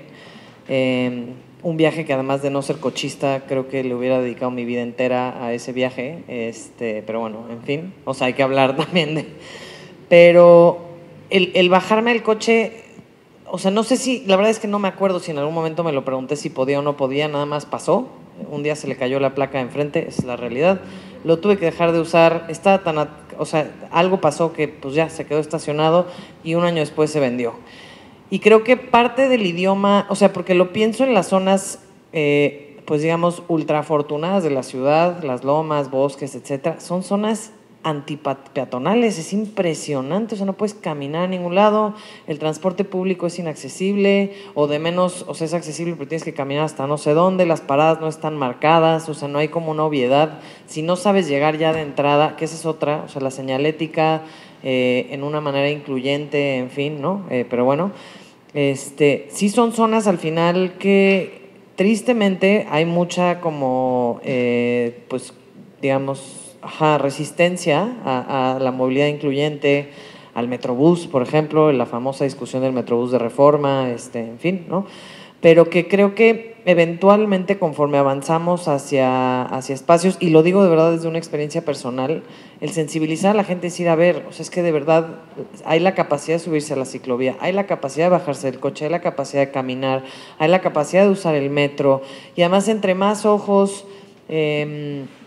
digamos, entre más ojos tengamos, que me parece, voy a decir un comentario que no sé bien si lo voy a frasear de una manera adecuada, me lo voy a aventar como por no dejarlo, pero la verdad es que quienes vivimos en una situación de privilegio, porque vinimos de una situación de privilegio, pues somos, a veces, tenemos más capacidad de exigir, lo voy a llamar como de manera, somos más chillones, pero tenemos como, ¿por qué? Porque a veces nos hacen caso. Y entonces esos ojos tienen que estar también en otros servicios, o sea, tú tienes que subirte, o sea, el metro no puede ser normal que esté en la situación en la que está, que el mantenimiento se vuelva una cosa de cuando ya se venció la garantía del vagón, literal, la línea 1, que ahora estamos en el proceso de remodelar, o sea, ya no les quedaba de otra. Tenía 53 años esa línea desde que empezó, con una garantía de 40 años, ¿no? Entonces necesitamos estar todos en todos esos espacios y exigir, y no pensar que el transporte público es una situación de ciudadano de segunda, todo lo contrario. En una ciudad donde realmente las personas están al centro, el transporte público es de primera, es lo que mueve a la ciudad en toda su calidad, en toda su capacidad, en fin. Y nada más quería agarrar, híjole, se me fue, tenía una segunda cosa que decir, pero bueno, de todas maneras ya dije muchas cosas. Lo perdí. Bueno, en fin, no pasa nada, pero sí eso, o sea, creo que tenemos que pensar que el generar infraestructura y sembrar infraestructura y cosechar bicicletas sí es una realidad, o sea, sí lo es. Sí habemos muchos, muchas, y ojalá sean muchos más los que nos hemos bajado del coche porque hubo la capacidad de estar más cerca de un metro, de una ciclovía, de una ecobici, de un etcétera. Digo, yo creo que esto es súper importante, el tema de la sensibilización, y que también lo mencionaban en la mesa, bueno, no sé si en las mesas pasadas, pero por lo menos en la movilidad sustentable. Este tema a mí me tocaba, por ejemplo, pues vamos a hacer una ciclovía, socialización, ¿no? Proceso de socialización, ABC, por qué es importante, ONU, pandemia, las ciudades caminan, y me da risa porque, pues, por ejemplo, el fin de semana platiqué con unas personas que, pues, la verdad, viven en una zona de su privilegio, que es Virreyes, ¿no? Y yo me atreví a hacer, pues, lo que hoy está como la glorieta de Virreyes, que hoy sí existe una glorieta y antes no existía. Dice, pues es que no, porque es incómodo, porque pues el embudo que hace, y entonces digo, oiga, pero si está consciente que no se podía caminar, que tiene usted una iglesia, que tiene usted escuelas, es que perdóneme que le diga, pero es que hacia allá el mundo no va, y eran amigos, hacia allá va el mundo, hacia allá va Europa, no, pero pues es que Europa es otra cosa, bueno, entonces ¿qué? Le voy a apostar a Kenia, o sea, ¿hacia dónde vamos a caminar? Pues entonces, esta labor de todos los días de explicarle a los otros lo que significa que tienen que ser calles incluyentes, calles democráticas, calles para todos, que no solamente es para tu privilegio de tu coche, y esto no significa que yo no use coche, porque yo me siento bastante multimodal, camino, ando en bici, sí ando en coche, entonces tampoco amarrarme en la bandera de compañeras que sí tengo que son biciteístas, y yo pues no, porque pues me tengo que subir al coche, ¿me explico? Y también hay que pensar en eso, nada más que hay que ubicar que pues es el último lugar en la jerarquía, ¿no? Entonces, este proceso, o sea, que la sociedad civil lo hace muchísimo, el tema de la sensibilización, de la socialización, pero ¿cómo le hacemos para que baje más? Y para que la gente entienda que hacia allá tiene que caminar y que no es un capricho y que no es otra persona que el fin de semana me decía, no, pues eso está interesante de la Avenida Insurgentes, pero pues, ¿cómo se les ocurre una ciclovía y pues, quitan un carril de coches? O sea, ¿cómo? Y yo, porque yo también tengo derecho a cruzar más segura, no nada más es el coche, no es el transporte público. Entonces, la labor de evangelización, porque literalmente sí creo que eso es un proceso evangelizador, pues tiene que venir desde muchísimas trincheras, y creo que ahí debemos de ver como un mosaico. No solamente es la sociedad civil, no solamente es el gobierno, son las personas de a pie, es la iniciativa privada, es la academia, pero sí cerrar la pinza y ver de qué manera podemos pues aterrizarlo, ¿no? Aterrizarlo ahí, y que además las leyes sean mucho más sencillas de conocer. Hay que ser realistas, pues ¿cuánta gente va a leer 120 páginas? Pues la verdad no, pues para eso están las infografías, ¿no? O sea, con que se sepan 10 artículos, pues ya me doy por bien servida.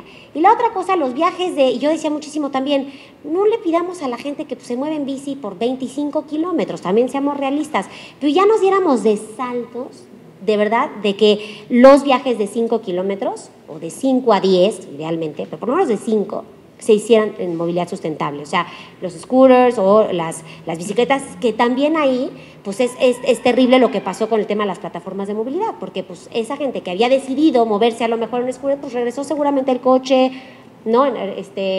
O a otro modo de transporte. Entonces, creo que también ahí debe de haber también consideraciones de cómo le hacemos desde la ley para promover estos sistemas de transporte más sustentables. No me quiero apañar, pero nada más para que no quedar. Una cosa también importantísima para la movilidad y el cuidado, pero también para el tema de velocidad, seguras, etcétera. Dejar los puentes antipeatonales, adiós. O sea, la ley debería decir que es la última de las opciones, que solamente se pueden generar puentes peatonales de arriba, pues, o sea, el puente peatonal, escalerita, tal, cuando ya no hay otro camino. ¿Por qué? Porque son poco prácticos, porque son discriminatorios para personas con discapacidad, porque justamente para las mujeres con la carriola, con el niño, con el no sé qué también, pues sube los no sé cuántos. Y luego me encanta porque cuando los hacen incluyentes, por ejemplo, hay uno en Constituyentes. Sí, o sea, justo, o sea, caminaste 1 kilómetro para subir, o sea, como en un... o sea, y además padrísimo, pero a ver, échatelo en silla de ruedas, o sea, quiero ver como en un... o sea, sí, justo, y con 2 niños, 3 carriolas. Entonces, bueno, los puentes antipeatonales creo que tienen que ser algo que ya, o sea, una cosa del pasado, porque además al quitar puentes antipeatonales en muchos sentidos, cuando amplías las banquetas para frenar al tránsito, pues incluso haces más incluyente todavía la calle, y hay muchos diseños probados. O sea, esa sí es ya una de esas cosas que en otros espacios es una obviedad, y a nosotros creo que es nada más empezar a hacer ejercicios claros, justo estas como primeras o 5 o 6, como miren, si funcionó, ahora le va, pues hacerlo como sello, marca. Lo mismo el tema, las luminarias y con el asunto de seguridad, o sea, no sé si hay una manera de integrarlo o no en la ley, no lo tengo tan claro, eso sí, como que, pero las luminarias deberían de ser una cosa básica para la seguridad de las personas en la calle. Deberían, o sea, porque además viene facultada la pues seguridad de la Secretaría de Seguridad Ciudadana, pero pues facultada con ciertas limitantes porque seguimos en lo mismo, que la ciudad está rebasada en muchos sentidos, y hay muchas cosas que una luz puede hacer que pues no hace un policía, porque no puede tener ojos en todos lados. Y bueno, eso, esas dos. No sé si... Sí, a mí me gustaría añadir alrededor de la idea del desarrollo orientado al transporte, ¿no? Como que justo pensando en la integralidad, igual y no entra tanto en la ley de movilidad, que no estoy tan segura, porque justamente si estamos hablando de desarrollo orientado al transporte puede haber nociones, pero había escuchado hace poco como esta idea de que las ciudades últimamente están alrededor de 3 Cs: coches, cerradas y centros comerciales, ¿no? Entonces, al pensar en las cerradas, pienso en lugares, por ejemplo, como Cuapa, ¿no? Que cada vez que hace colonias completamente cerradas, el cerrar también esos espacios hace las banquetas más peligrosas, ¿no? Esto uniendo la idea de las luminarias. Si las llenas de puntos ciegos, no hay convivencia, no hay manera, si yo grito socorro, no hay manera de que nadie salga, nadie vea qué está pasando. Entonces, justo cómo se van desarrollando esta ciudad, ¿no? El tipo de tendencias que atraviesan también el miedo, ¿no? De, bueno, me pueden asaltar, mejor me pongo atrás de una barda. Pues sí, la casa atrás de la barda, pero la gente que pasa por la banqueta está completamente desprotegida. Y también rompe el tejido social, que en general es el que realmente les da seguridad a las personas que se mueven de manera sustentable, ¿no? Con su cuerpo vulnerable, ¿no? Claro. Entonces, cuestiones por el estilo, como cuidar la manera en la que, porque la banqueta justo no solamente es ese pedazo de cemento o adoquín, ¿no? Que puedes tener 1,5 metros de ancho, pero también que tenga árboles, que tenga ventanas que le den, que haya, bueno, pues todo este tipo, o sea, incluso un cafecito, una banca, ¿no? Que se pueda descansar. Todo este tipo de cuestiones también son parte de la movilidad, y una movilidad que cuida, justamente. Sí, lo que pasa es que le hemos quitado a la banqueta metros cuadrados, ¿no? Para dárselos a los coches, y las personas ya no podemos caminar en las banquetas, no solamente por toda esta falta de luz que es increíble, ¿no? Que han andado alguna vez por Avenida del Imán de noche, no, bueno, pues claro, cruz, o sea, no puede ser, pero además estamos hablando que Avenida del Imán es la barda de CU, o sea, la cantidad de personas jóvenes que cruzan por ahí y no hay luz, pues. Entonces creo que, y también no le podemos dejar toda la carga a la ciudadanía. Yo no sé si recuerdan ustedes, hace como 1 año hubo una campaña en donde, bueno, hace 1 año no, porque estábamos en pandemia, Dios santo, yo creo que hace más, entonces, válgame el Señor.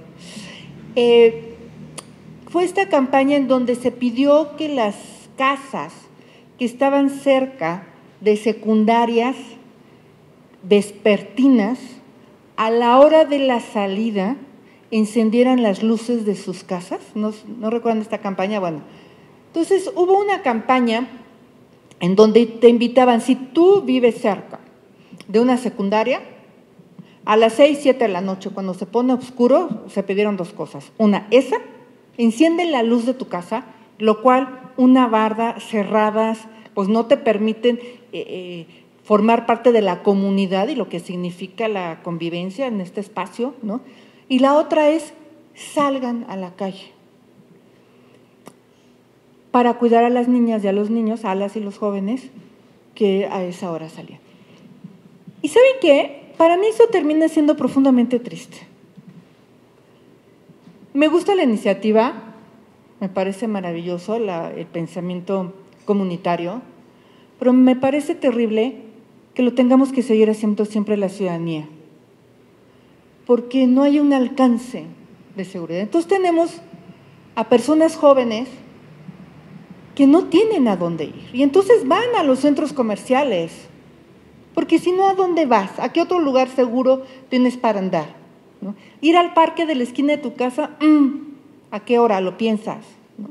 Entonces, sin querer caer nuevamente en nuestros clichés de infraestructura, de alumbrado, de calles, de parques, de canchas, de aumento de bueno, pues parece que lo tenemos que seguir repitiendo porque no se está haciendo.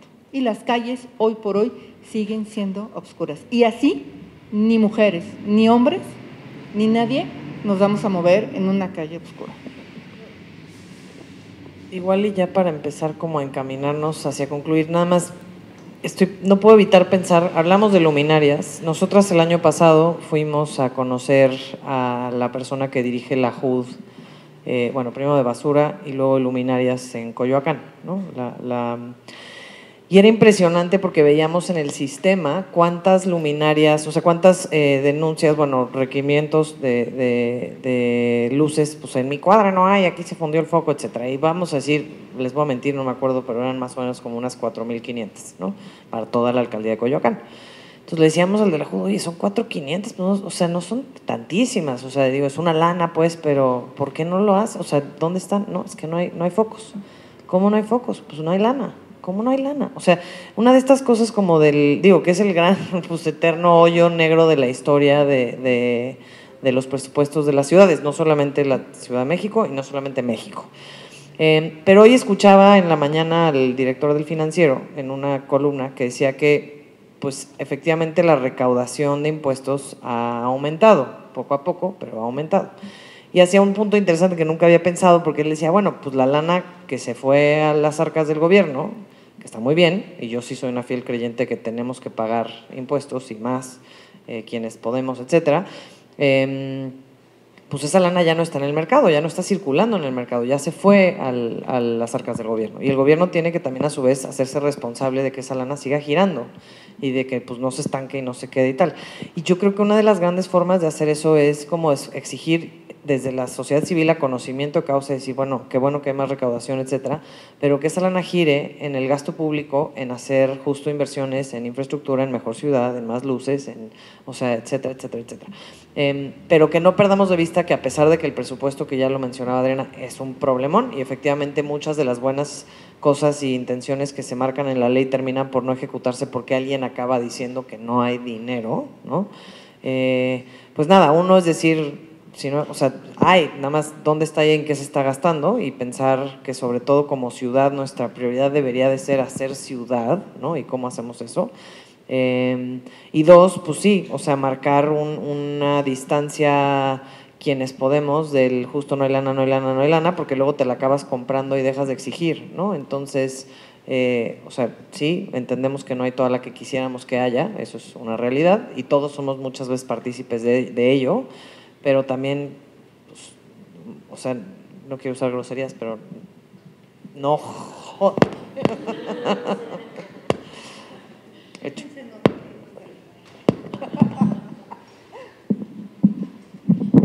Yo justo iba a decir algo que pienso que ha estado como en la cabeza de todas, todos, todes, desde el inicio como de los trabajos de hoy y probablemente pues el día de mañana, pero que la movilidad, más allá de ser pues una ley que propone como reorganizar las calles, ¿no? Al final sí es pues un factor, un eje central para la construcción de ciudadanía, para la construcción de ciudad, como decía Sof Margarita, para la construcción de igualdad, de inclusión, ¿no? O sea, al final un poco, incluso en el Parlamento abierto, con todas estas mesas, con sus puntos como interseccionales, volviendo al inicio que decías, Jacqueline, pues la movilidad va más allá de incluso poner o sea, sin duda es un gran avance hablar de movilidad y cuidados y de tener una jerarquía de movilidad que redefine el orden, ¿no? Pero incluso hablar de movilidad y cuidados y de movilidad incluyente y de redefinir ese orden como en la pirámide o en la jerarquía de la movilidad,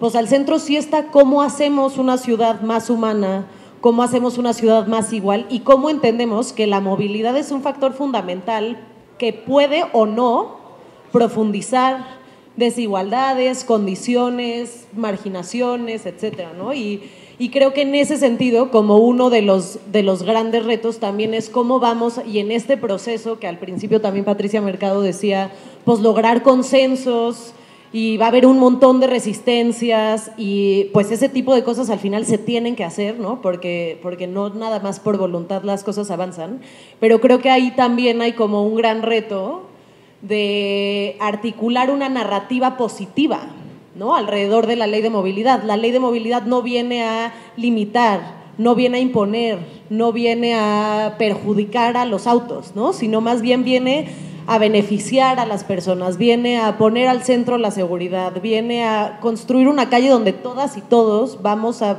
como transitar o viajar de formas más seguras. Y creo que, o sea, eso al menos como en términos personales es una coordenada que cada vez en diferentes temas me resuena más, pero cómo vamos haciendo como narrativas y discursos positivos alrededor de esos cambios, ¿no? En estos ejercicios de socialización, como sí, señor, quizá a usted no le beneficia esta rotonda, ¿no? Quizá a usted no le beneficia esa parada de camión ahí y usted siente que es un perjuicio directo a cualquier cosa, pero en realidad no se trata solo de usted, ¿no? O sea, trae un montón de beneficios que aunque usted no los viva directamente, sí van a llegar, ¿no? Al final hablar de una ley de movilidad o de seguridad vial en la ciudad, pues justo, más que ser una limitante, es abrir la posibilidad a otras cosas, porque creo que incluso hace unos días veíamos una imagen de París hace 50 años, París hoy, ¿no? Y hace 50 años, pues en una noción de, claro, los coches y que todo se vea como industrial moderno, ¿no? Y ahora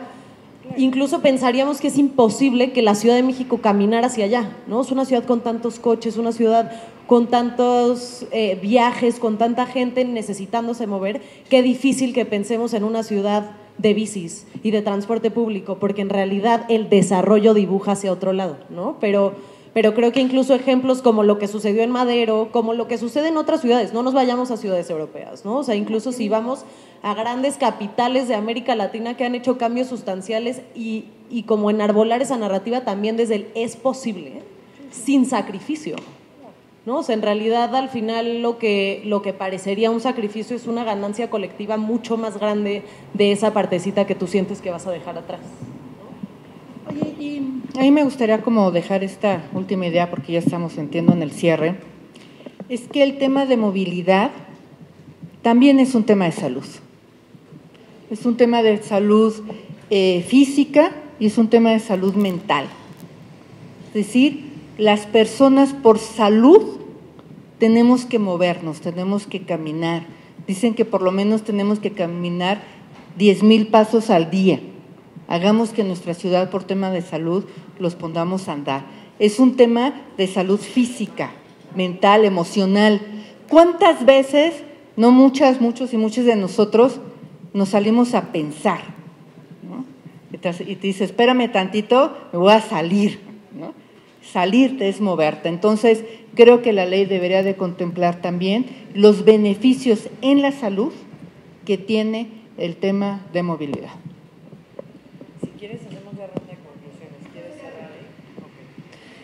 Bueno, pues yo agradezco muchísimo el haber participado en esta mesa, agradezco mucho haber compartido con todas ustedes este diálogo.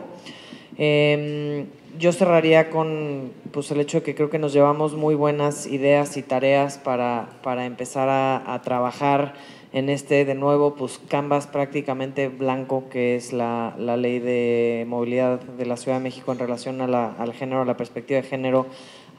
Incluso diría, no hablamos mucho del tema hoy, pero creo que al final sigue siendo incluyente de lo no binario, de las mujeres racializadas, de toda la interseccionalidad que tenemos que contemplar.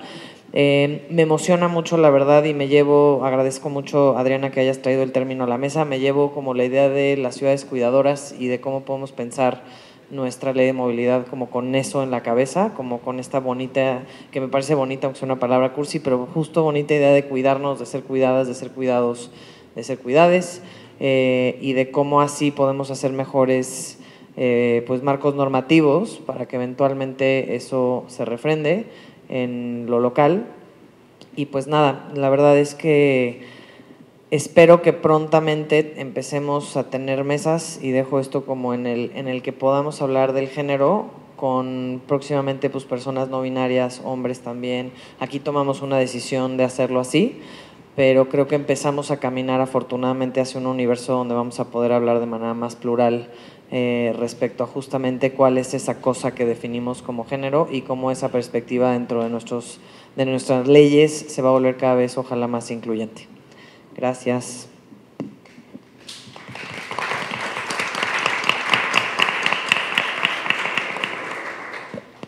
Pues yo también agradecer muchísimo la invitación a este espacio y poder contribuir pues cada uno desde nuestras experiencias. Yo pues insistiría justamente en este tema, en este término que la verdad me atrapó muchísimo, ¿no? O sea, este cambio de paradigma y de pensar en estas ciudades cuidadoras con un enfoque desde distintas perspectivas, ¿no? Un enfoque muchísimo más integral.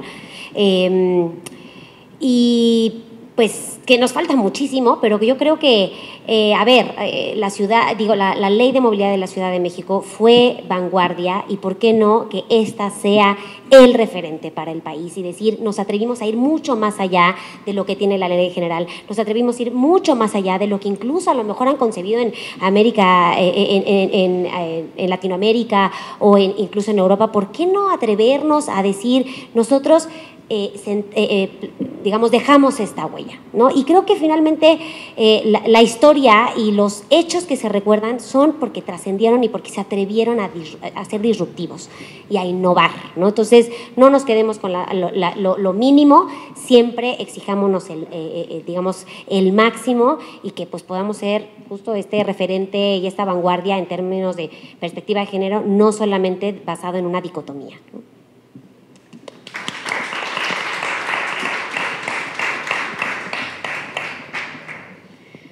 Pues a mí me gustaría, digamos que también yo hice mi mini lista, ¿no?, de cosas que terminamos diciendo. Esta idea de cuidar que quienes usen realmente los proyectos los prueben antes, que realmente les sirva, dejemos de gastar dinero y materiales que además, o sea, se están destruyendo cerros para hacer infraestructura, ¿no?, que realmente se use bien. Tener indicadores realmente con perspectiva de género, protocolos ante la violencia de género en el transporte público y planeación que tenga participación de mujeres, que nos den voz. Me encanta la idea de si se pudiera meter en la ley algo de desarrollo orientado al transporte, sería increíble. Tener candados para la infraestructura que realmente sirve, que no se puede echar para atrás. Y la idea de calles completas, ¿no?, que no solamente es banqueta, ciclovía, carril confinado, que también son árboles, son bancas, son luces, son ventanas, ¿no? Son todo este tipo de cuestiones que realmente pueden hacer de esta ciudad una ciudad humana. Yo soy la más fan de esta ciudad, seguramente aquí hay muchísimos más, ¿no? Pero yo sí veo a Ciudad de México, o sea, inundemos periférico, ¿no? Realmente regresemos a los ríos, realmente hacer una cuestión ambiciosa de verdad, que realmente tengamos de nuevo este contacto con la naturaleza, con el ambiente que sí existe en Ciudad de México. Que los segundos pisos se hagan carriles confinados, que se haga un metro elevado, o sea, realmente veámoslo lejos y hagamos una ciudad habitable para todos, todas y todes, de verdad. Me encantó compartir este espacio con ustedes y muchas gracias.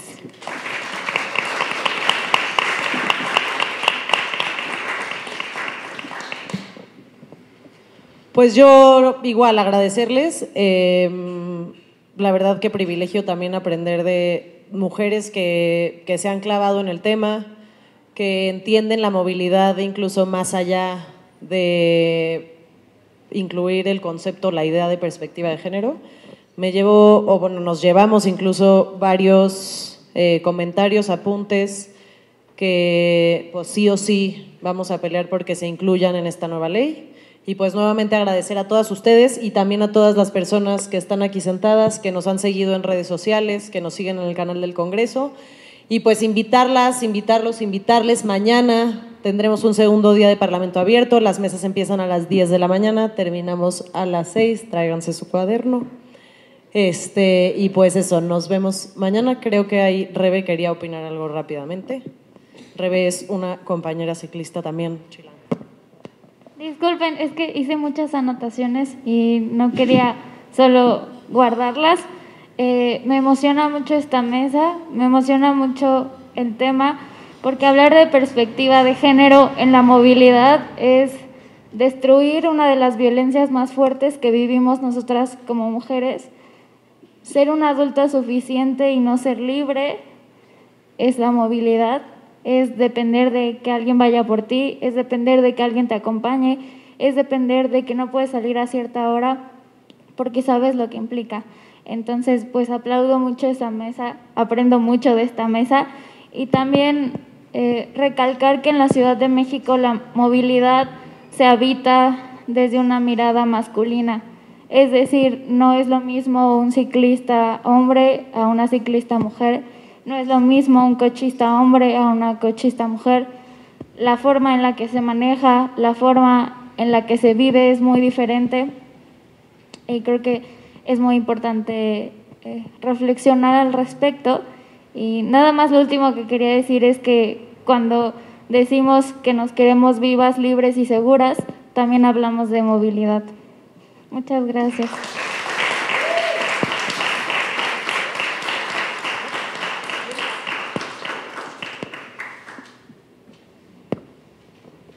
Gracias. Yo únicamente agradecerles por la participación en esta mesa. Era uno de los grandes objetivos que teníamos en el análisis de movilidad, incluir el tema de género para iniciar esta discusión y entender cómo incluirla en esta nueva ley y en esta visión. La verdad es que sí, fue una gran mesa.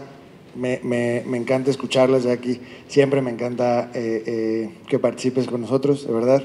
Muchísimas gracias, Adriana, Daide, Sofía, y con el compromiso de que pues sigamos platicando. O sea, este es el inicio, esto fue un par de horas nada más como para abrir la conversación, pero les vamos a seguir dando mucha lata porque sí queremos construir un ejercicio abierto, plural, incluyente, donde podamos regresar a incorporar las opiniones de la sociedad civil, que creo que mucho lo necesitamos en este congreso, en esta ciudad, en este país, trabajar igual de manera conjunta, retomar las buenas prácticas que teníamos antes de los parlamentos abiertos, de esta construcción colectiva, y esa es la aspiración que tenemos desde la bancada naranja en materia de movilidad y en todos los que incidimos, pero hoy que nos toca esta chamba de analizarla para actualizar la ley general nuestra ley de movilidad a la ley general, pues hagámoslo de la mano, ¿no? Muchísimas gracias de verdad y nos esperamos mañana.